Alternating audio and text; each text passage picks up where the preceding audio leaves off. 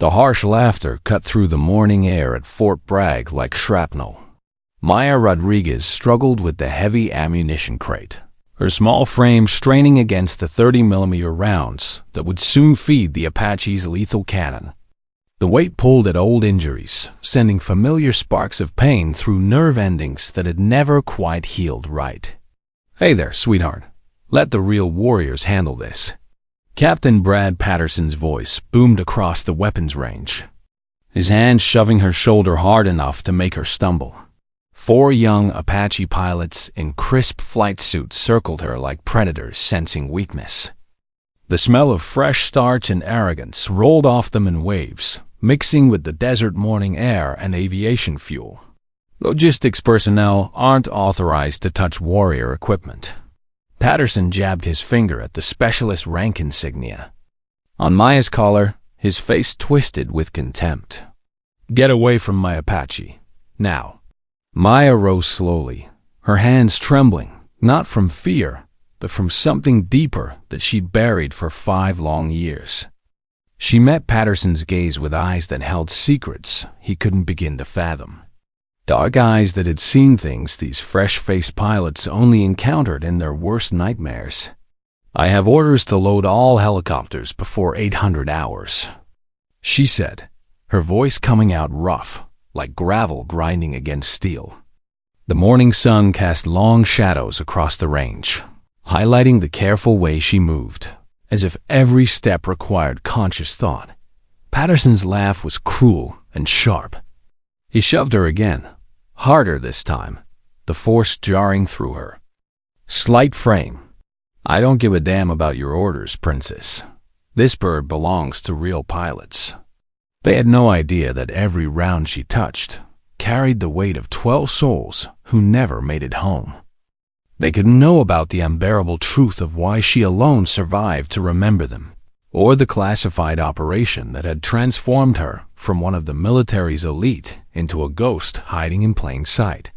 The other pilots joined in, their juvenile behavior escalating as they fed off each other's energy. "What's wrong with your hands?"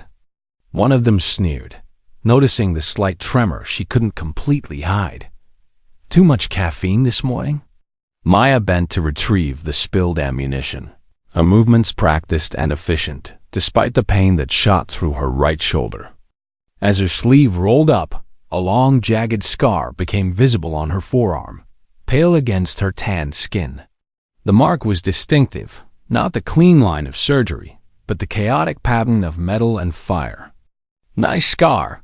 The youngest pilot's voice dripped with mockery. "What happened? Cut yourself in the mess hall kitchen." The group erupted in laughter, each trying to outdo the other with clever insults. Maya said nothing, just continued sorting the ammunition with precision that seemed almost ritualistic. She counted each round, checked serial numbers, arranged them in the crate, with the kind of care usually reserved for handling explosives. It was the attention to detail of someone who understood that in combat, one faulty round could mean the difference between life and death. Someone who had learned that lesson in the hardest way possible. Patterson watched her movements with growing irritation. There was something about the way she handled the ammunition that bothered him, though. He couldn't quite place what it was. She moved with too much familiarity, too much confidence for a simple logistics specialist. Then he saw them as Maya reached for another box. Her dog tag slipped out from beneath her uniform. For just a moment, before she quickly tucked them back, he caught a glimpse of text etched into the metal. The word Night Stalker was barely visible, worn from years of wear, but unmistakable to anyone who knew military aviation. "What's this?" Patterson's voice took on a predatory tone, sensing new ammunition for his cruelty. "You trying to play dress-up with someone else's tags?" He stepped closer, invading her personal space with the confidence of someone who'd never been truly challenged. The morning air grew thick with tension as Maya's jaw tightened, but she continued her work with mechanical precision. Without thinking, she began a visual inspection of the rotor assembly, her eyes automatically tracking blade pitch and checking for stress fractures. The movements were so natural, so unconscious, that they seemed like muscle memory from thousands of hours of flight operations. The realization hit Patterson like a physical blow. "What the hell do you think you're doing?" His voice rose to a near shout, drawing attention from across the range. "You think you're some kind of pilot?" The accusation hung in the air like a challenge. Maya had pulled out a small notebook and was making notations, following what looked like a pre-flight checklist from memory. It was too much for Patterson's ego to bear a logistics specialist, the lowest of the low in his mind, daring to act like she understood his machine. Patterson snatched the checklist from her hands, tearing it into pieces with theatrical rage. The torn paper fluttered to the ground like dying moths, each piece carrying away another fragment of the life Maya had once lived. "You want to pretend you're a pilot? You want to play warrior?" His face had turned red, veins standing out on his neck like battle lines drawn in flesh. The other pilots formed a semicircle behind him, feeding off his anger, their mob mentality growing stronger with each passing second. What had started as morning routine was escalating into something darker, something that would expose secrets buried deeper than any of them could imagine. Maya bent down to gather the torn pieces of paper, her back to them, shirt pulling tight across her shoulders. Through the fabric, just for a moment, the hint of black ink became visible complex patterns that spoke of artistry and meaning far beyond anything these young pilots could comprehend. And in that moment, as the desert morning sun climbed higher and the shadows grew shorter, none of them realized they were standing at the precipice of a revelation that would change everything they thought they knew about heroism, sacrifice, and the true cost of war. The torn paper pieces scattered in the morning breeze, carrying with them the last remnants of Maya's carefully constructed anonymity. "Oh, look, she's got tattoos too." The pilot with lieutenant's bars laughed, pointing at the brief glimpse of ink through Maya's uniform. "What is it? A butterfly? A heart with Mom written in it? How precious." The mockery came from all sides now, each pilot trying to score points with Patterson by being crueler than the last. Maya stood slowly, the torn papers clutched in her hands, her knuckles white with the effort of maintaining control. For the first time, emotion flickered across her face, but it wasn't fear or shame. It was something older, deeper, a weariness that spoke of battles fought in places these young pilots had only seen in movies. Places where the enemy didn't announce themselves with formation flights and radio chatter. "Don't touch my things," she said quietly, but there was steel in her voice that made the laughter falter for just a moment. Patterson, however, was too far gone in his power trip to notice the warning. He grabbed the torn papers from her hands and threw them into the wind with dramatic flair. "Or what? You'll report me? You'll run crying to your logistics sergeant?" He was performing now, playing to his audience of fellow pilots who hung on his every word. The morning had turned into theater, with Maya cast as the victim and Patterson as the conquering hero.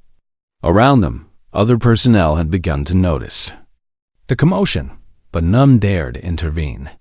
Patterson's reputation for vindictiveness was well known throughout the base. Maya's hands shook as she reached into her medical kit, extracting military-grade pain medication that cost more than regular painkillers. The prescription neurological drugs were the only pharmaceuticals that kept her damaged nerves stable enough for the precise work she needed to perform daily.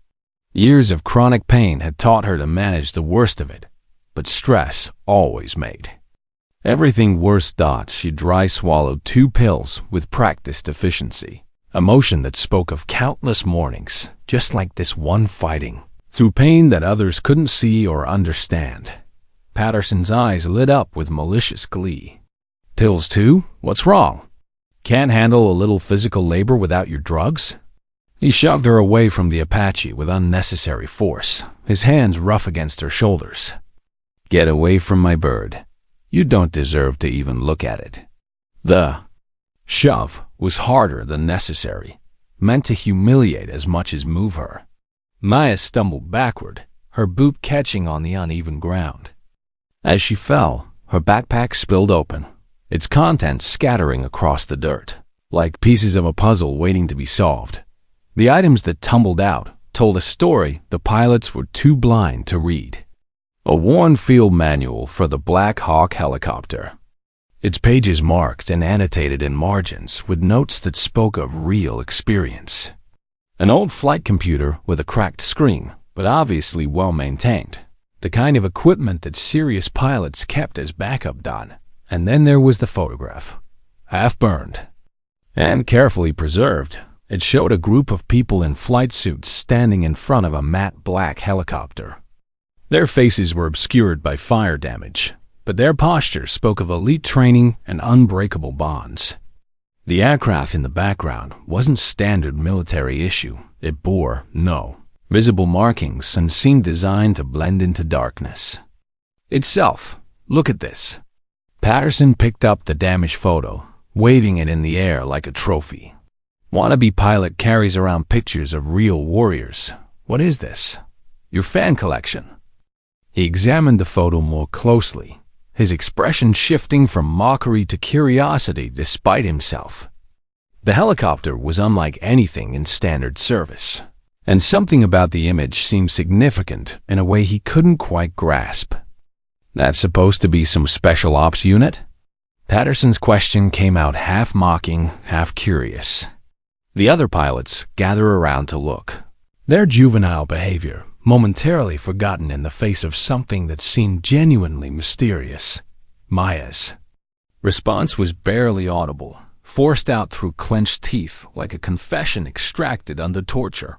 Operation Blackbird, October 2019. The words fell into the morning air like stones into still water, creating ripples of unease among the gathered pilots. Across the range, an older man in a flight suit suddenly went very still. Major Thompson had been walking past, heading to his own aircraft, but those words stopped him cold. He turned slowly, his weathered face showing the kind of recognition that comes from touching something classified and dangerous. Thompson had been flying long enough to know when someone spoke about things that weren't supposed to exist, operations that never appeared in official records. What did you just say? Thompson's voice cut through the group's chatter like a blade through silk. Patterson, annoyed at the interruption of his entertainment, waved dismissively.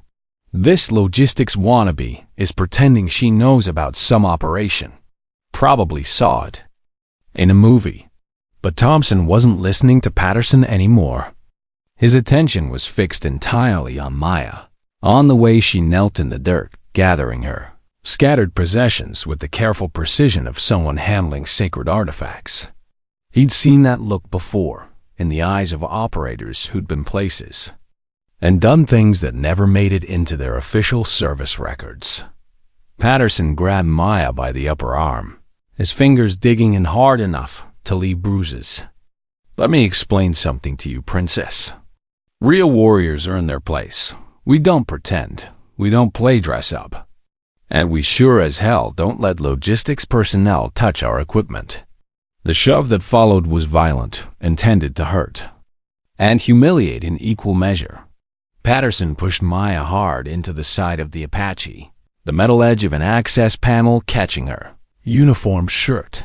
The sound of tearing fabric cut through the morning air like a gunshot.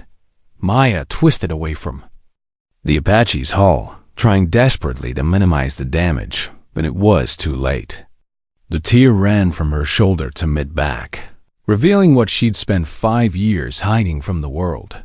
The tattoo was massive, covering most of her back in intricate black ink that seemed to move in the morning light. A phoenix rose from stylized flames, its wings spread wide in defiant resurrection. But it was the details within the design that made Major Thompson take an involuntary step backward. 12 stars were woven into the phoenix's wings, each one carefully placed with mathematical precision. Each star bore a name too small to read from a distance, but clearly visible to anyone who looked closely enough. Across the bottom, in military script that looked like it had been carved rather than tattooed, were the words that changed everything. Operation Blackbird, KIA 2019. Holy ... One of the young pilots breathed, the word dying in his throat as the significance began to dawn on him. This wasn't some wannabe's fantasy tattoo picked from a parlor wall. This was a memorial, a living gravestone etched in flesh and ink. The kind of tribute that only someone who'd been there, who'd survived when others hadn't, would carry on their body like a burden and an honor combined. The morning seemed to pause. Even the distant sound of helicopters fading as everyone stared at the revealed artwork. Maya tried desperately to pull the torn fabric closed, to cover what should never have been seen, but the damage was done. The tattoo was too large, too significant to hide now that it had been exposed to the light. Major Thompson stepped forward, his face pale beneath his flight helmet. Years of classified operations had taught him to recognize the real thing when he saw it, and what he was looking at now made his blood run cold. That's a Night Stalker memorial tattoo. His voice carried the weight of someone who understood exactly what those words meant, who knew the price that kind of ink represented. Impossible, Patterson sputtered, but his voice had lost its earlier confidence. He was smart enough to know that Thompson didn't speak lightly about such things.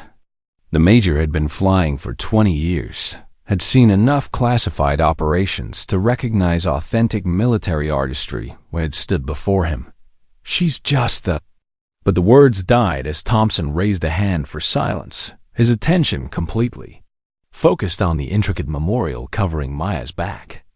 Do you have any idea what Operation Blackbird was, Captain? Thompson's question was quiet, but carried more authority than any shout could have managed. When Patterson shook his head, Thompson continued, his eyes never leaving the tattoo that told a story of sacrifice and loss. October 15th, 2019. A Night Stalker helicopter went down during a classified operation in Syria. 12 operators on board. He paused, the weight of his next words visible on his weathered face. Officially, there were no survivors. The silence that followed was absolute. Every eye turned to Maya, who stood with her back exposed to the desert morning, tears running silently down her face. The torn uniform hung like broken wings, revealing not just the tattoo, but a network of burned scars that traced across her skin. Like a map of hell itself. These weren't the clean scars of surgery or the simple marks of accident. These were the chaotic patterns left by aviation fuel and melting metal, the signature of someone who'd been inside an aircraft as it died around them. Someone who'd stayed when any sane person would have fled. Patterson's face had gone from red to white, his earlier bravado evaporating like morning mist in the desert heat. That's not ... she can't be. But even as he stammered his denial, more details became visible. The tattoo artist had been a master craftsman, working the memorial design around existing scars, incorporating them into the phoenix's form. It was a work of art born from tragedy, beauty carved from unbearable loss. Thompson, what the hell is going on here? A new voice cut through the frozen tableau. Colonel Jack Harrison, callsign Ghost, strode across the range with the purposeful gait of someone who'd spent decades in command. His eyes took in the scene in an instant, the torn uniform, the exposed tattoo, the circle of stunned pilots, and Maya Rodriguez standing at the center of it all, looking like she wanted the earth to swallow her whole. Thompson's voice was steady but urgent as he addressed his commanding officer. Sir, I think we found Raven 1. The words hit Harrison like a physical blow. His steady stride faltered, and for just a moment, the ion control that had carried him through 30 years of military service cracked like glass under pressure. That's impossible, he said, but he was already moving forward, drawn by the terrible possibility of Thompson's words. Maya stood frozen as Colonel Harrison approached, her attempts to cover the tattoo abandoned. There was no point now. Too many people had seen. Too many questions were already forming. The secret she'd guarded for 5 years. The identity she'd buried beneath the mundane life of a logistics specialist was unraveling with each passing second. Like a rope under too much tension, Harrison stopped directly behind her, close enough to read the names etched into the 12 stars. His sharp intake of breath was audible in the desert silence. Roberts, Williams, Davis, Johnson. He read the names slowly, each one a weight on his tongue. These were the 4 who didn't make it out. His voice had dropped to barely above a whisper, but in the silent morning, everyone heard every word with crystal clarity. The 4 that Raven One couldn't save. Maya's shoulders shook with suppressed sobs, her body trembling with the effort of maintaining military bearing while her carefully constructed world collapsed around her like a house of cards in a hurricane. "I tried," she whispered, the words torn from somewhere deep inside where she kept her darkest memories locked away. "I tried to get them all out, but the ammunition started cooking off. I couldn't." Her voice broke entirely, 5 years of guilt and grief pouring out in those few anguished words. The desert morning bore witness to pain that had been carried in silence, in shadows, in the careful anonymity of a logistics uniform that hid the truth of who she really was. Harrison placed a gentle hand on her shoulder, careful to avoid the scarred areas where old burns had healed in twisted patterns. His touch was that of a commander who'd sent too many people into harm's way, who understood the weight that survivors carried. "Chief Warrant Officer Maya Rodriguez," he said formally, using the rank she'd earned and lost. "Raven One, the best pilot the Night Stalkers ever produced." The gathered pilots stood in stunned silence as the magnitude of what they were witnessing sank in like lead weights in their stomachs. This wasn't just any soldier standing before them with her secrets exposed. This was a legend walking among them, a ghost story whispered in ready rooms and officers' clubs across the military aviation community. The pilot who'd flown into hell itself and refused to leave her people behind. The woman who'd been burned alive pulling her crew from a downed aircraft, who'd made trip after trip into the inferno until her body simply couldn't continue. The operator whose actions had become the stuff of classified briefings and hushed conversations among those cleared to know. Patterson's legs seemed to give out beneath him. He dropped to one knee, not in respect, but in shock so profound it affected his ability to remain standing. His entire worldview, built on the superiority of his Apache wings and his status as a warrior, had just been shattered like glass against concrete. The woman he'd been shoving around, mocking, treating as less than human, was a hero whose actions made his own service look like a child's game of soldier. The cognitive dissonance was almost too much for his mind to process. We didn't know," he stammered, but the words were meaningless in the face of what had been revealed. "Of course you didn't know." Harrison's voice turned hard as steel, cutting through the morning air with the precision of a blade. "Because Chief Rodriguez chose to disappear. She took responsibility for a mission that went wrong due to intelligence failures. She accepted demotion, gave up her wings, and vanished into the logistics corps to protect classified information about Operation Blackbird." He looked around at the gathered pilots, his expression showing exactly what he thought of their earlier behavior. Years of command experience had taught him to read situations quickly, and what he saw disgusted him. She sacrificed everything. She was everything she'd worked for. And you? His gaze settled on Patterson with laser intensity. You treated her like garbage because she loads your ammunition. The weight of Harrison's words settled over the group like a burial shroud. In the distance, the sound of approaching helicopters grew louder, but no one moved. They stood frozen, In a tableau of revelation and shame, watching as Maya Rodriguez, the woman they dismissed as nothing, was revealed as everything they aspired to be. The morning sun climbed higher, casting harsh light on the phoenix tattoo, making it seem to move with each breath Maya took. 12 stars for 12 lives.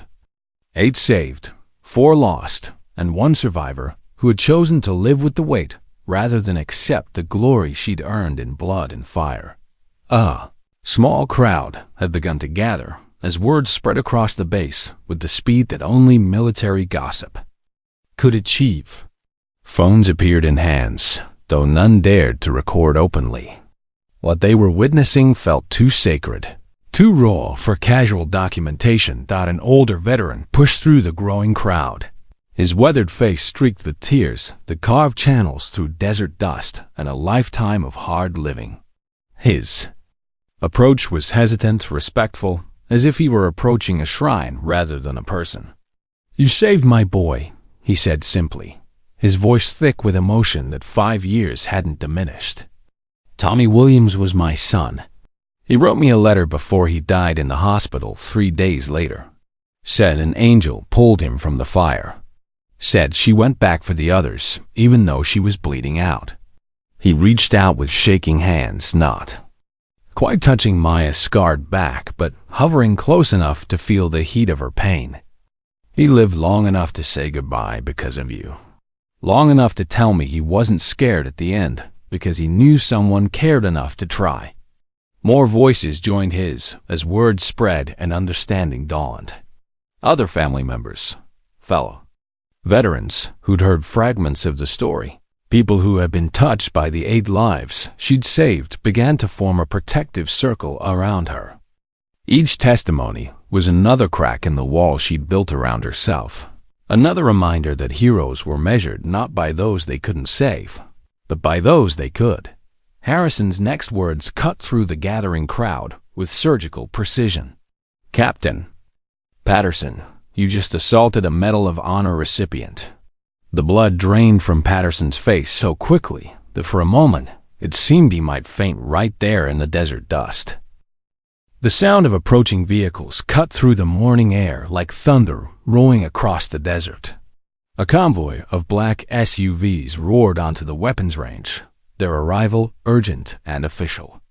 The lead vehicle's door opened before it had fully stopped, and Lieutenant General Patricia Williams emerged with the kind of purposeful stride that meant someone's career was about to end in spectacular fashion. Her eyes swept the scene with military efficiency, taking in the recording phones. The crying woman with the phoenix tattoo, and the captain still on his knees in the dirt.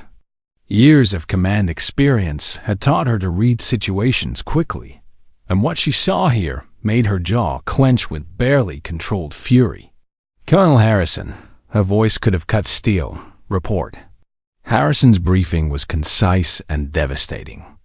In less than 2 minutes, he laid out 5 years of injustice, cover-ups, and a hero forced to live in shadows to protect state secrets that had cost her everything she'd worked for. Each word was chosen with precision, building a case that would have consequences reaching far beyond this desert morning. General Williams's face grew darker with each detail. When Harrison finished, she turned to study Maya, still standing with her back exposed, the monument to the fallen written in ink and scar tissue across her skin like a living memorial that she carried everywhere she went. "Chief Rodriguez," the general's voice gentled, taking on the tone reserved for addressing someone who'd sacrificed more than should be asked of any human being. "Stand up, soldier." It took Maya 3 attempts to get to her feet. Her legs shook, whether from the old wounds or the emotional trauma was impossible to tell. She stood at attention out of pure muscle memory, even as tears continued to stream down her face, cutting tracks through dust and the remnants of a life spent hiding from her own heroism. General Williams moved closer, close enough to see every detail of the memorial tattoo, every carefully placed star, every line of script that told the story of a night that had changed everything for everyone involved. I remember the hearings, Williams said quietly, her voice thick with emotion that years of command had taught her to control. I was a colonel then, sat on the review board. We knew something was wrong with your testimony. Nobody volunteers for a court-martial. Nobody gives up their wings without a fight unless there's something bigger at stake. She paused, her own voice betraying the weight of institutional failure. But orders came from so high up, we couldn't see the top. Very. They said. National security, they said. Protect the intelligence assets still in play. Her fist clenched at her side as the full scope of what had been done became clear. We failed you, Chief. The system failed you. And today, that ends. The general turned to face the crowd that had grown to include what seemed like half the base. Her voice carried the authority of someone who decided to right a wrong regardless of the consequences that might flow upward through channels she couldn't control. Effective immediately, I'm ordering a full review of the Operation Blackbird files. Chief Warrant Officer Rodriguez will be reinstated to full flight status pending medical clearance. All records of disciplinary action will be expunged from her service record. She looked directly at Patterson, who seemed to shrink under her, gaze like a man facing Judgment Day. And Captain Patterson's team will be reassigned to sensitivity training before they're allowed near another aircraft. Their flight privileges are suspended pending a full investigation into their conduct. Maya's voice cracked as she tried to protest, the words coming out broken and desperate. General, I can't. I don't deserve. But Williams cut her off with a raised hand, her expression brooking no argument. 12 families have spent 5 years thinking their loved ones died because of pilot error or equipment failure. 8 of those families know better because their children lived to tell them the truth about what really happened that night. Her voice carried across the assembled crowd with the weight of absolute authority. It's time the other 4 families knew their people died as heroes, not victims of incompetence or bad intelligence. They deserved to know that someone cared. Enough to risk everything trying to save them. The crowd parted as more people arrived, drawn by words spreading through the base communication networks. Some were in uniform, others in civilian clothes, but they all had the same look in their eyes: recognition, respect, and something approaching awe. A master sergeant with a Night Stalker patch on his shoulder stepped forward, his bearing marking him as someone who'd served in the special operations community. I flew with Williams and Roberts on their previous deployment, he said simply, his voice carrying the weight of personal loss. They'd have been proud to have their names on your back, Chief. Proud to be remembered by the pilot who gave everything trying to save them. Someone from the crowd brought forward a flight suit, holding it out to Maya like an offering at an altar. It was her old one, somehow retrieved from whatever storage facility had held the remnants of her former life. The name tapes still read Rodriguez, and the wings were still attached, though tarnished by time and the weight of bureaucratic injustice. She stared at it like it might burn her hands, this symbol of everything she'd lost and everything she'd been. The fabric represented not just a uniform, but an identity she'd been forced to abandon. Dreams that had been sacrificed on the altar of classified operations and political expedience.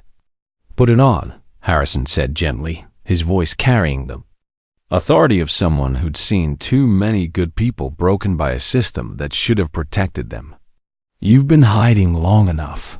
With shaking hands, Maya took the flight suit. The crowd turned their backs, giving her privacy as she changed out of the torn logistics uniform that had been her camouflage for 5 long years. When she emerged, it was like watching a phoenix rise from its own ashes, transformed by fire into something both beautiful and terrible. The flight suit still fit, though it hung differently on her scarred frame, but she stood straighter, carried herself with the bearing of the elite pilot she'd always been beneath the uniform that had hidden her true nature.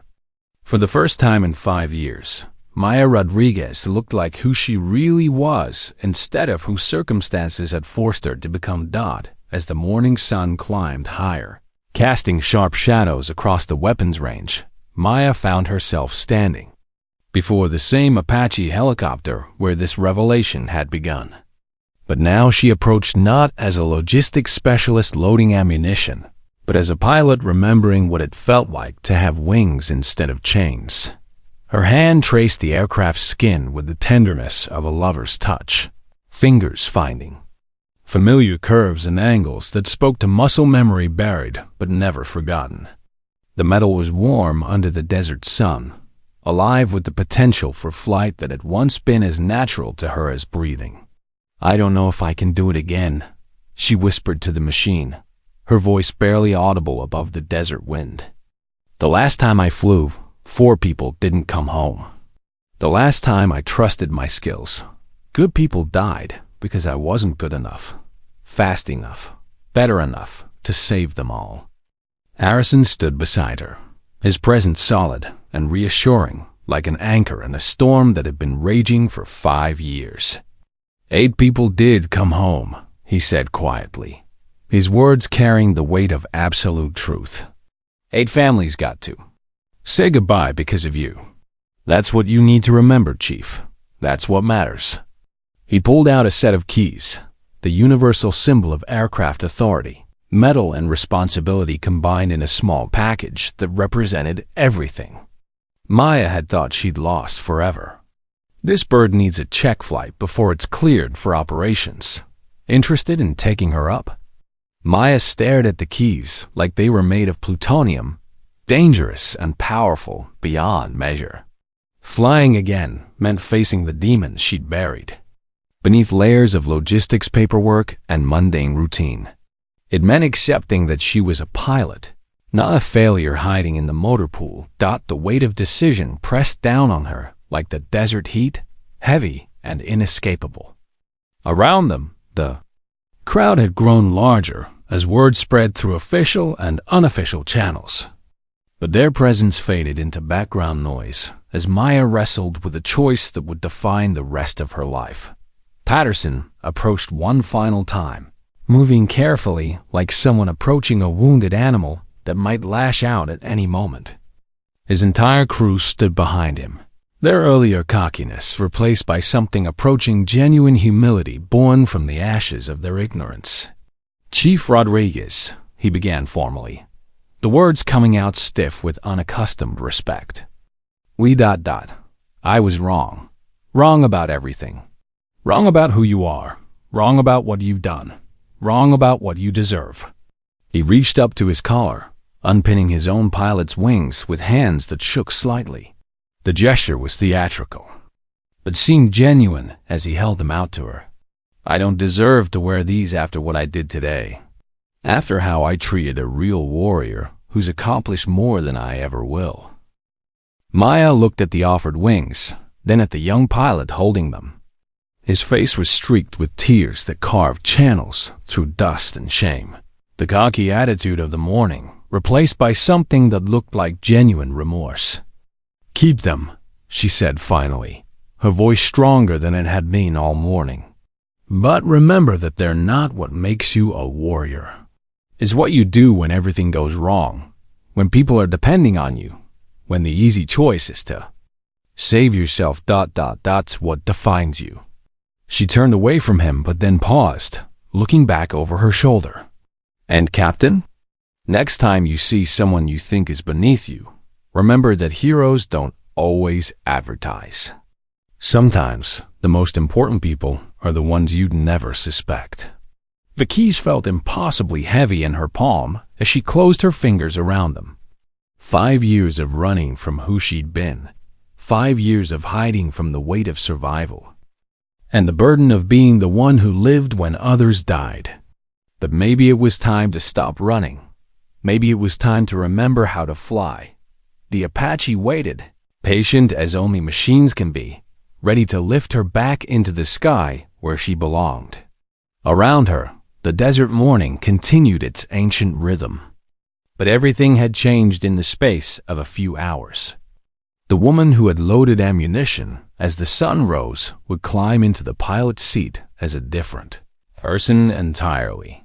Not because she had changed, but because the world had finally seen who she'd always been.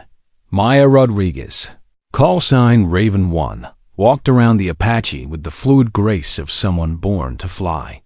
Her pre-flight inspection was thorough, professional, the movements of a pilot whose skills had been honed by years of training and tested by fire.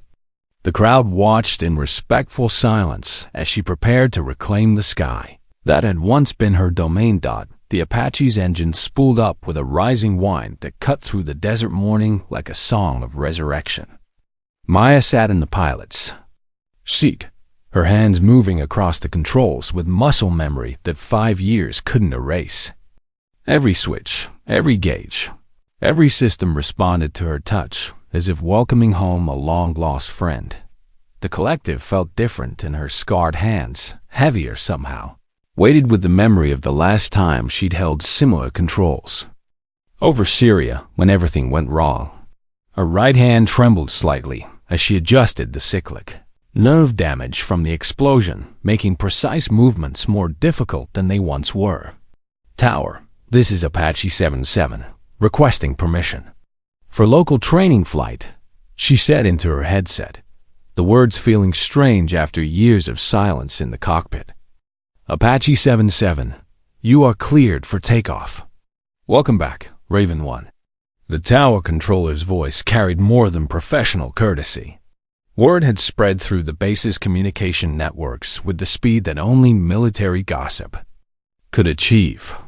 Everyone knew who was flying today and what it meant.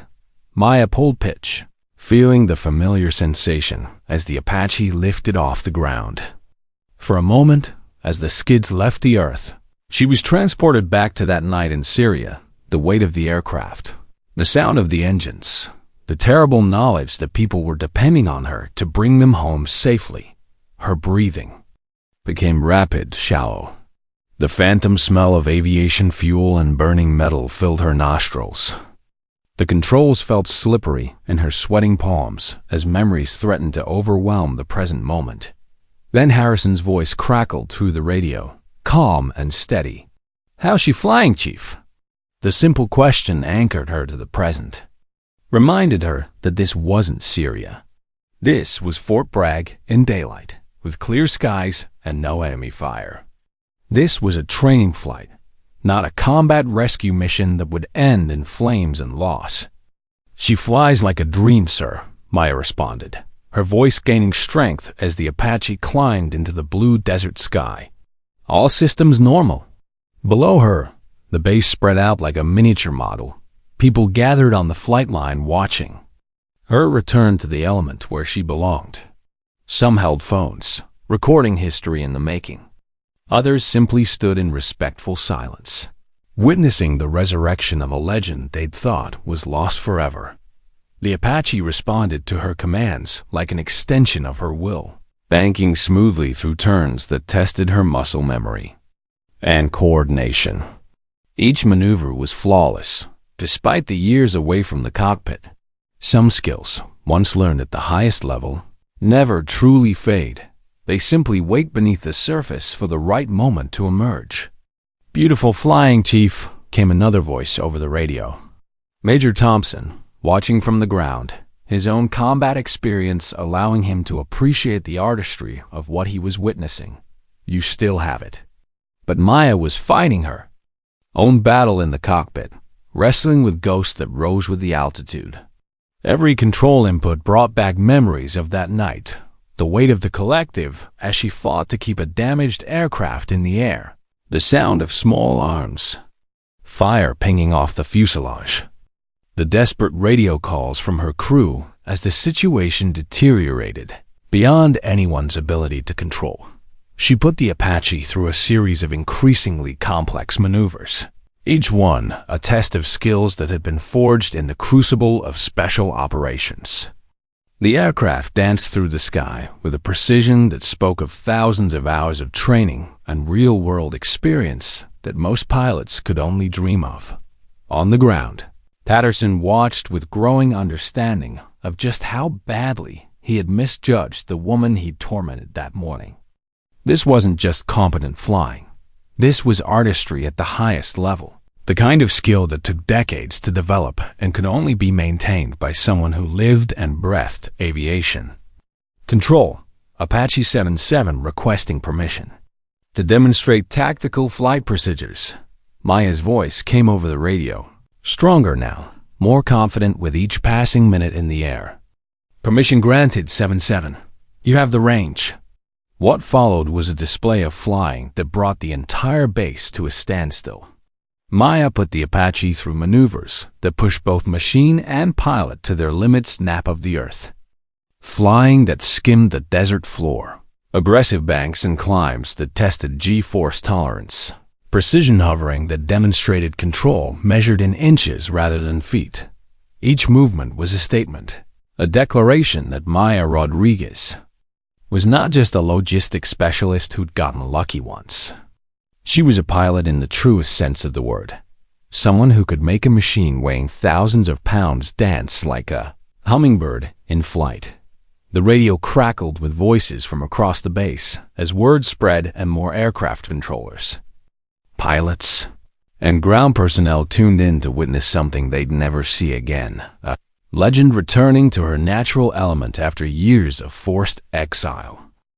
Raven 1 is back, someone whispered over the open channel, using her old call sign with the reverence usually reserved for speaking of the dead dot. As the flight continued, Maya felt something she hadn't experienced in 5 years' peace. Not the artificial calm that came from pain medication or the hollow satisfaction of completed logistics paperwork, but the deep, abiding peace of being exactly where she belonged, doing exactly what she was born to do. The Apache was more than a machine in her hands. It was a partner, a dance partner that responded to her slightest touch with mechanical precision. Together, they wrote poetry across the desert sky, each maneuver a verse in the story of a pilot's return to grace. When she finally brought the aircraft in for landing, the touchdown was so gentle, it seemed the Apache simply decided to rest rather than being forced to earth. The engines wound down with the satisfied sound of a job well done, and Maya sat in the cockpit for a long moment, reluctant to leave the one place where everything made sense. The crowd that waited for her was different from the one she'd left. Where there had been curiosity and shock, now there was respect and something approaching awe. They had witnessed not just a flight, but a resurrection, the return of someone who had been lost to them and found again in the most unexpected place. The formal ceremony took place 3 weeks later in the base's main auditorium, but the real closure had already begun that morning on the weapons range. Maya stood at attention as General Williams pinned new wings to her chest. Not just any wings, but the distinctive insignia of the Night Stalkers, the elite unit she'd served with such distinction before her world collapsed in Syrian flames. Chief Warrant Officer Maya Rodriguez, the general's voice carried across the packed auditorium, reaching every corner where service members from across the base had gathered to witness history. For extraordinary heroism in the face of overwhelming odds, for selfless service above and beyond the call of duty, and for carrying the burden of classified service with honor and dignity, it is my privilege to restore you to full flight status, with all rights and privileges thereto. The applause was thunderous, but Maya barely heard it. Her attention was focused on the front row, where 8 people sat in civilian clothes, the families of the crew members she had saved from the burning aircraft in Syria. They had traveled from across the country to be here, to finally meet the woman who had given their loved ones the chance to come home. After the ceremony, they approached her one by one, each carrying photos and stories that filled in the gaps of what had happened after that terrible night. The crew members she'd saved had gone on to live full lives, marriages, children, careers, all made possible by her refusal to abandon them in their darkest hour. "My daughter graduated college last month," said the mother of Sergeant Martinez. tears streaming down her face. She exists because you went back for her father, because you wouldn't give up. The weight Maya had carried for 5 years began to lift, replaced by something she'd almost forgotten: pride in service, satisfaction in a job well done, and the knowledge that heroism wasn't measured by those you couldn't save, but by those you could. Patterson had requested to be present, despite the disciplinary action that had effectively ended his career as a combat pilot. He approached Maya after the families had shared their stories, his face bearing the marks of hard-earned wisdom. "I wanted to apologize again," he said quietly, "and to ask you something. The investigation into my conduct, it's going to end. My flying career, I accept that. But would you consider writing a letter to the review board? Not to save my career, but to recommend what kind of training might prevent other pilots from making the same mistakes I made." Maya studied his face, seeing genuine remorse where there had once been arrogance. "The military needs pilots," she said finally. "But more than that, it needs people who understand that rank and wings don't make you better than anyone else. They just give you more responsibility to do right by the people around you." She paused, considering her words carefully. "I'll write the letter, but not to save your career, to help you become the kind of pilot who would never treat another human being the way you treated me. The kind of leader people can count on when everything goes wrong." The investigation that followed revealed systemic problems that went far beyond one captain's bullying behavior. The classified nature of Operation Blackbird had created a web of secrecy that allowed institutional failures to persist unchecked. Maya's willingness to finally speak about what had happened opened doors that had been sealed by classification. Levels and political expedients. Within 6 months, new protocols were in place to ensure that personnel carrying the weight of classified operations would have access to support systems and recognition that acknowledged their service without compromising ongoing missions. Maya became the poster child for these reforms, though she declined most requests for interviews and public appearances. She preferred to let her flying do the talking. The first time she took an Apache into combat since Syria was 6 months later, leading a rescue mission that extracted a downed pilot from hostile territory. The operation was flawless, a textbook example of precision flying under fire that reminded everyone why she'd been considered the best pilot in the Night Stalkers. But it was the small moments that meant the most to Maya, the young logistics specialist who approached her for advice, the maintenance crew who worked with quiet pride on her aircraft, the new pilots who sought her out as a mentor rather than treating her as a curiosity.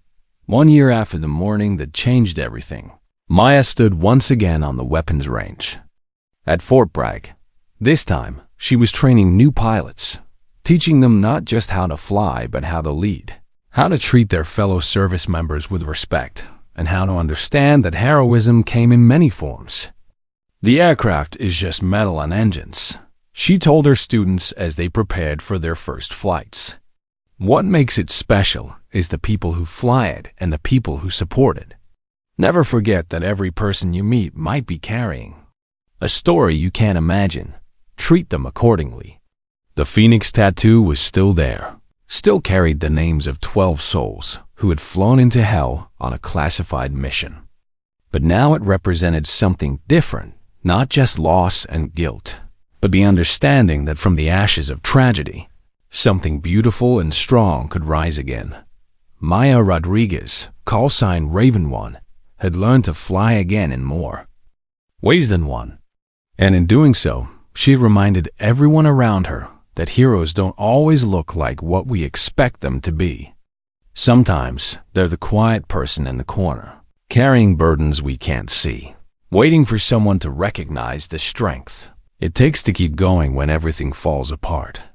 The desert morning when her secret was exposed had seemed like the end of everything she'd worked to build. Instead, it had been the beginning of something better, a life lived in the open, with honor restored and service recognized. Not perfect, because nothing touched by war could ever be truly perfect, but honest, real, worthy of the sacrifice. That had made it possible, Dot. And sometimes, in a world that often seemed short on justice, that was enough.